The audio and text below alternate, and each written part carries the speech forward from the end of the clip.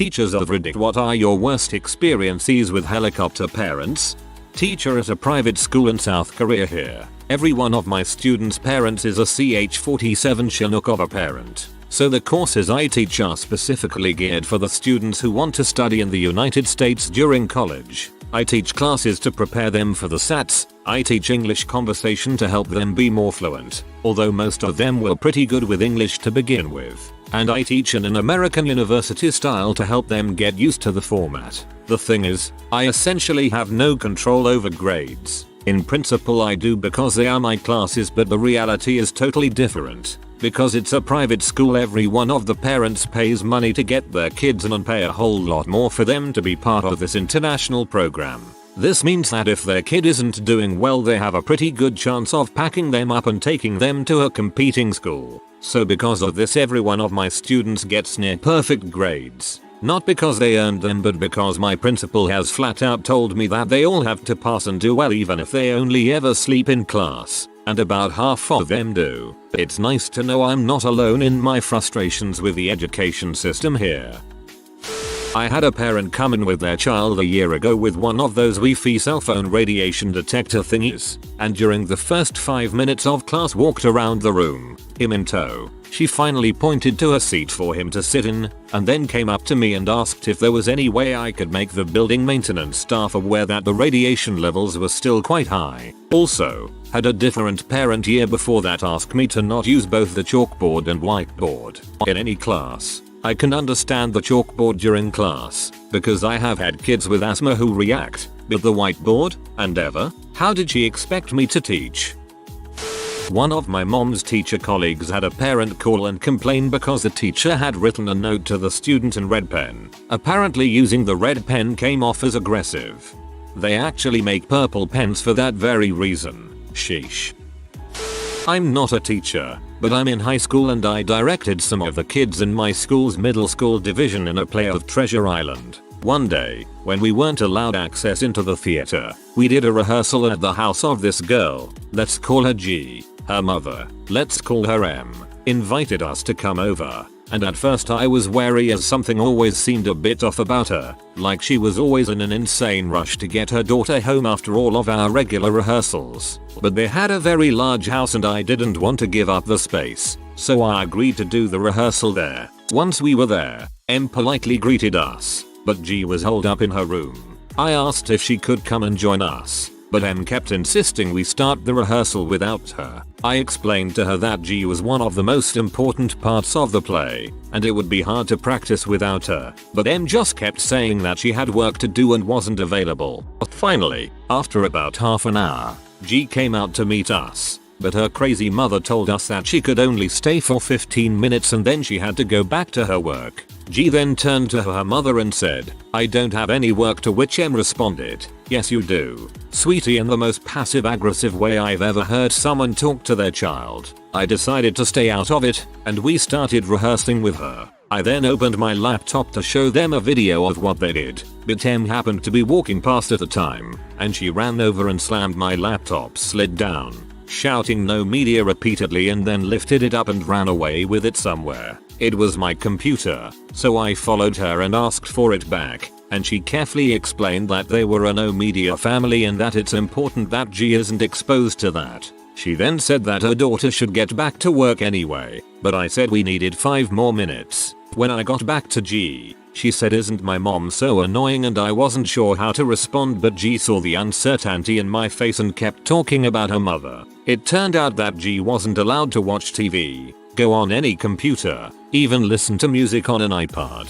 just do her schoolwork and read books that had already been read by her parents. She was in 6th grade, so of course she didn't have that much work to do, but her mother would make her study her notes from the day every day, and would frequently make her do homework again as it wasn't long enough. G could have been getting straight A's with less than half of the work she had to do. So I told Em that she shouldn't put so much pressure on her daughter, and she responded to that by kicking me out of the house. Her parents got divorced a year later and her father has full custody, and I couldn't be happier. TLDR.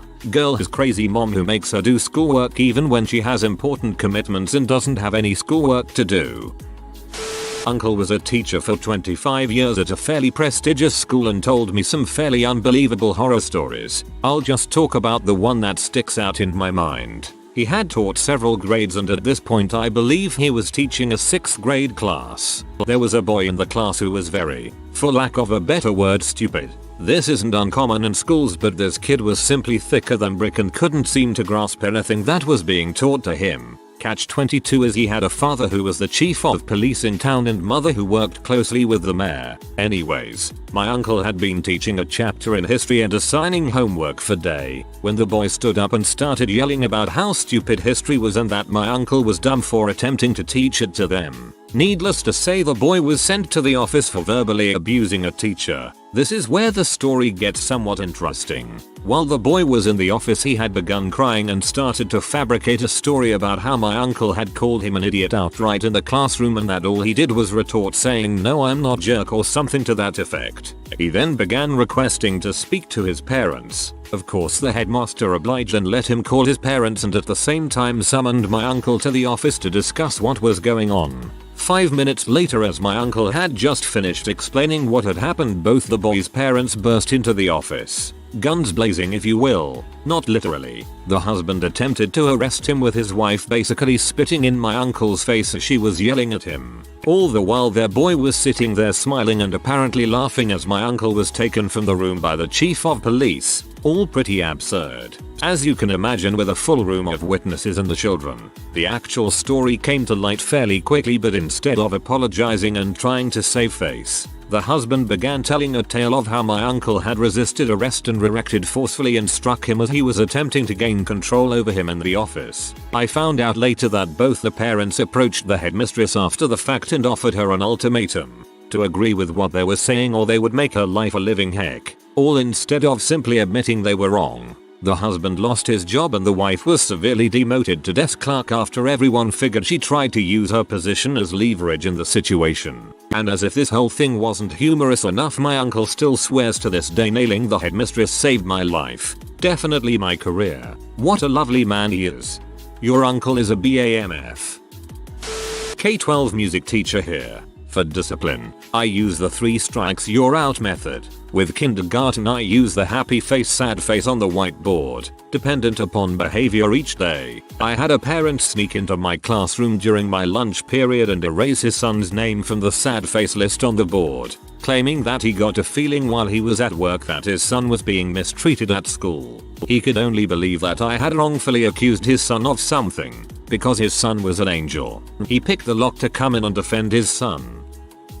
Not a teacher, but I had a best friend growing up with very strange parents. They were nice people, but wanted to keep their children protected from everything. One day, when my friend and I were about 11 years old, we were changing into bathing suits in her bathroom. I noticed we were both starting to grow pubic hair, so I asked her if she knew what puberty was. She said yes. I asked her if she had her period yet. She was completely oblivious to what a period was. At age 11, that is pretty standard information. I have a very medically open family who taught me all the correct lingo, so I explained that a period was a normal thing that happened when you reach physical maturity. Yada yada yada. Well, my friend's mother, I soon found out, liked to put her ear up to the door whenever we were in private. After we walked out of the bathroom, she scolded me, wagging her finger, saying there were some inappropriate and wrong things you never discuss with other people. I started crying because I didn't think that those things were wrong. She even called my mother and told her how inappropriate I was and said I needed to learn my manners. Here's the M. Night Shyamalan twist. 5 days later, my friend got her period. Could you have imagined how scared she would have been if I hadn't told her what it was? We even got a phone call from her mother apologizing. Moral of the story: teach your kids about their bodies, folks. I work in college housing. Last year, I worked at a small Midwestern university. The demographics are 90% white kids. A staff member was from Ghana and had set up this international student sponsorship program with the government officials. It was really awesome. The students weren't to arrive until a week or so after college classes started. I informed my student staff of this and also told them to inform their residents that people of different cultures have different customs, and to make sure they feel welcome to campus. I received a call from a mother shortly after student staff had their meetings, saying that her son was concerned that his new roommate would smell. I inquired further, and she said that her son told her that her new roommate was from an African country, and the mother did research online and found that international students tend to not bathe as frequently as Americans. She then suggested that we house them separately from the American students. I told her we do not assign rooms by race, ethnicity, physical orientation, etc. She again brought up housing them together. So I said something along the lines of, "Excuse me mom, but you're suggesting that we separate the African students from the American students. Do you recognize the historical significance of how utterly insulting this is?"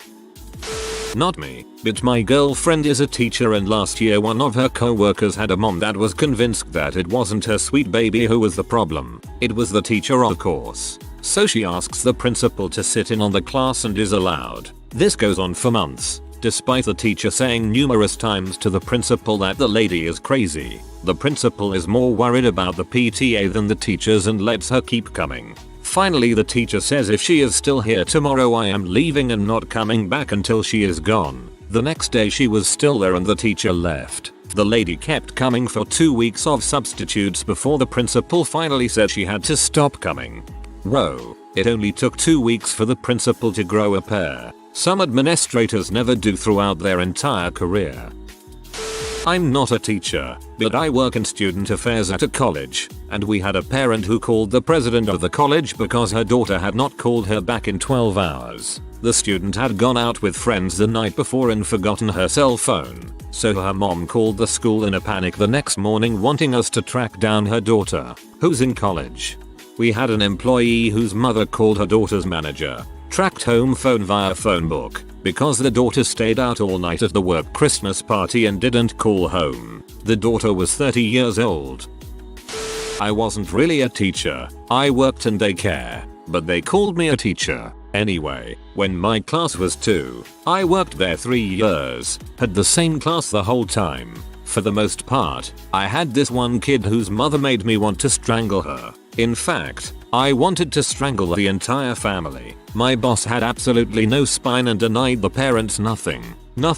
So this one parent wanted me to track her son's entire day and write a log. Every day, if I didn't have at least a full sheet of paper, she would flip the frick out. I had to record every little thing this kid did, including every word he used, times, etc. And the kid was an absolute terror. He was a big, spoiled brute. He was bigger than most of the 4-year-olds. Initially I would include his behavior problems in his report, but the mom got so mad at me. Her angel couldn't possibly have hit little Jimmy in the head with a fire truck. Never mind that Jimmy has a goose egg on his forehead. I was just trying to blame my negligence on her child. Ugh. She was usually the very last parent to pick up, usually late, sometimes being as much as a half an hour after closing. And so I would normally be alone when I'd get the verbal lashing as I either opened the daycare or closed. Apparently the other teachers didn't get so much abuse as I did. The situation only stopped when another parent had been a little late as well and was taking their child to the bathroom before they left for home.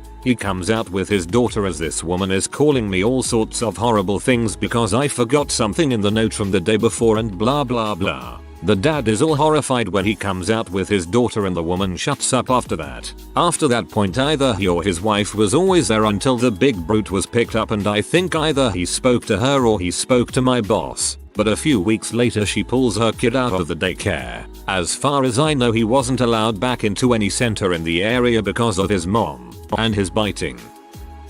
I just want to say thank you to all teachers reading this thread. I have a child in preschool and have witnessed some craziness myself. I went to pick up my kid and heard the teacher say to one of the moms, "Just so you know, the bottom of Chloe's shirt is a bit wet. She spilled some water while painting, but I dried it off as much as possible. No big deal, right?" And nice of the teacher to take the time to mention a tiny spill.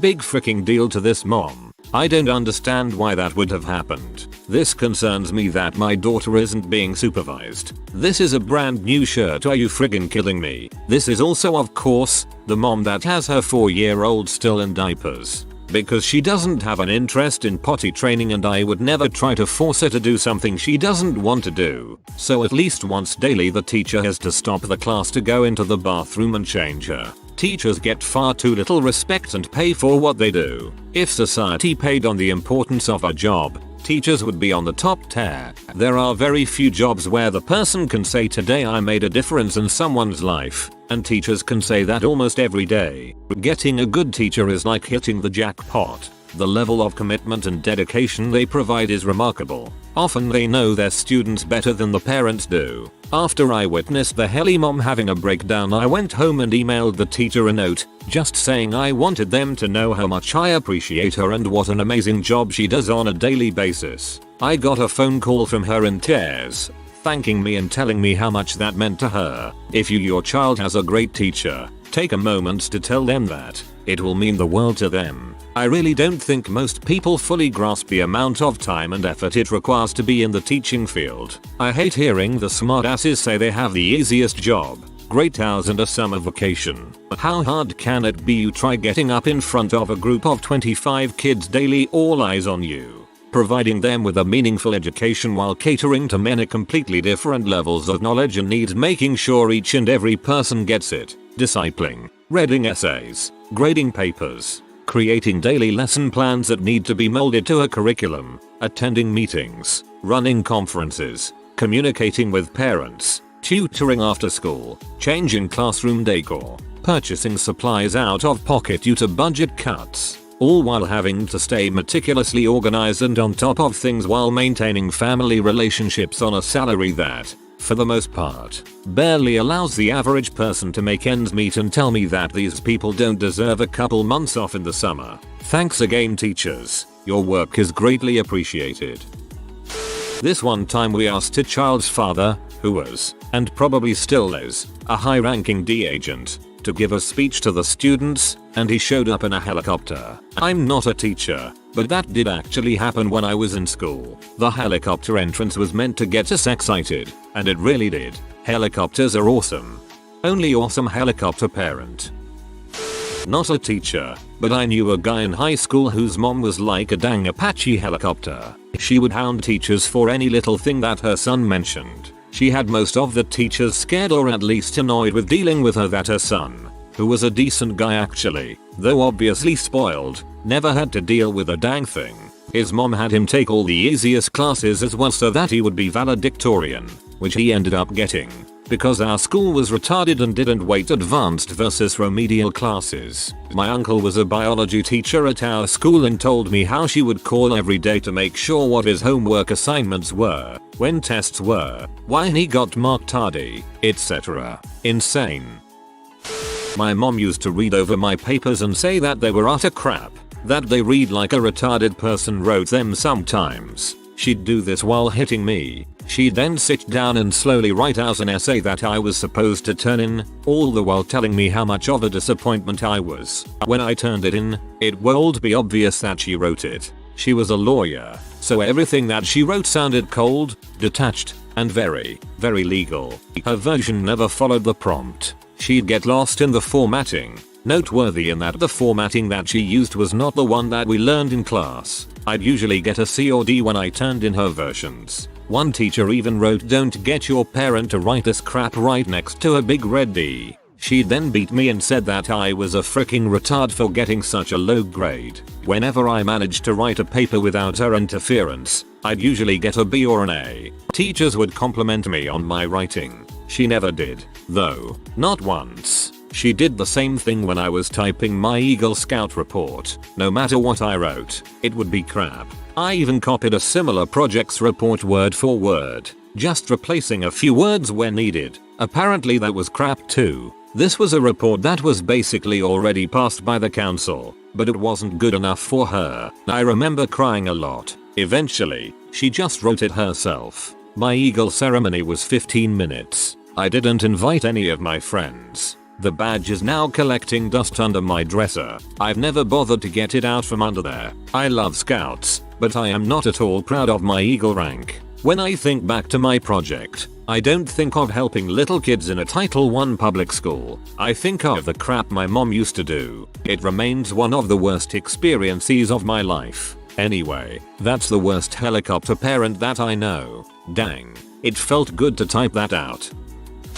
Not a teacher, but great helicopter parent story. One time my assistant's mother called me to say that her son had overslept, and he would be late to work. Homeboy is 27 years old, and does not live at home anymore. WTF kind of person would rather call his mother than his own manager to say he'll be late?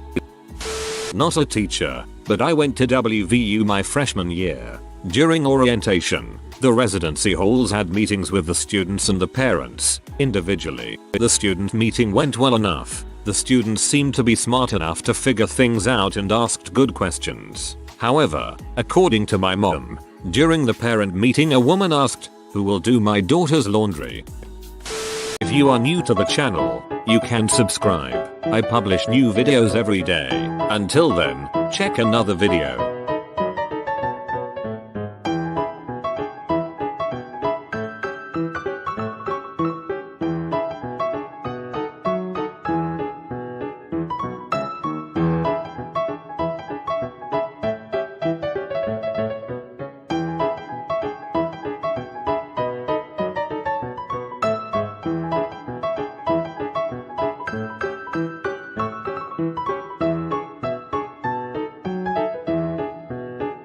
Bye for now.